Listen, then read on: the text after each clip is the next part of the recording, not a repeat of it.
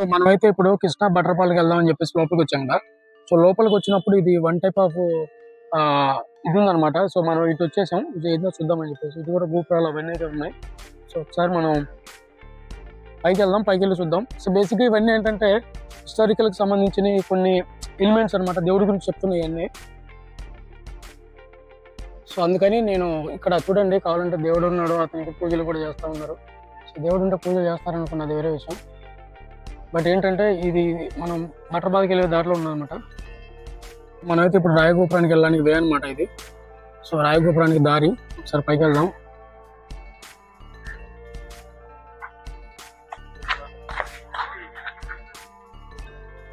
So రాయగోపురానికి వెళ్ళే వే అనమాట.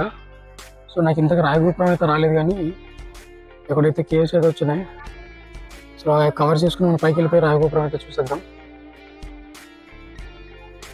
So ఇటు సైడ్ వేవ్ ఉంది కదా, ఒకసారి మనం అయితే పైకి వెళ్దాం, పైన ఏముందో చూద్దాం. బట్ ఇక్కడ ఏంటంటే సింగిల్గా రాకూడదండి. సింగిల్కి వస్తే ఇక్కడ చేసేది ఏం లేదు. ఏదో ఫ్యామిలీ ఫ్రెండ్స్ అందరూ కలిసి రావాలి. సో పైకి వచ్చేస్తే ఇదంతా టూరిస్ట్ ప్లేస్ పైన. సో పైన నుంచి కూడా టూరిస్ట్ వస్తూ ఉన్నారు. ఇంకా పైకి వే ఉంది, పైకి వెళ్దాం. సూపర్ అంటే సూపర్ ఉంది, ఫైనల్గా అయితే చాలా బాగుంది.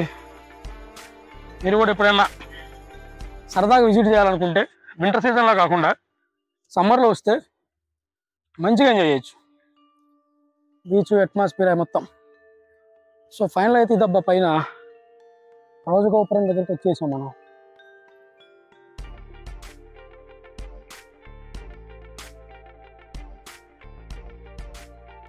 సో ఇది రాజగోపురం, సో మెయిన్ ఎంట్రన్స్.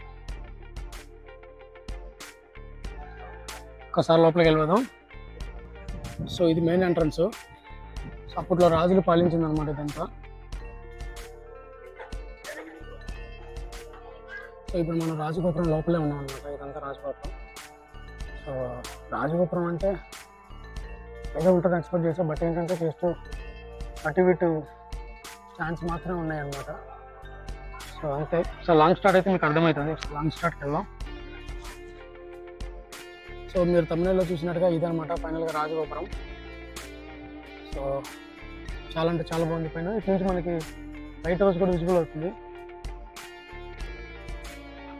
సో రాజగోపురం కూడా మనం ఇవన్నీ వన్ డేలో చూసేసాం కాబట్టి సో అయితే మనం నుంచి మూవ్ అని అయిపోవడం బెటర్. టైం కూడా అయిపోయింది. సో ఇలాంటి చోటకు వచ్చినప్పుడు ఇలాంటి ఒక గైడ్ని పెట్టుకున్నారు అనుకోండి, అతను మొత్తం క్లియర్గా ఎక్స్ప్లెయిన్ చేస్తాడు మీకు. సో వాట్ అని. సో అప్పుడు మీకు క్లియర్గా మొత్తం రౌండ్ వేసారనుకోండి, క్లియర్గా అర్థమవుతుంది. అంతేగాని ఏదేదో చూసినా ఏం అర్థం కాదు. ఓకే.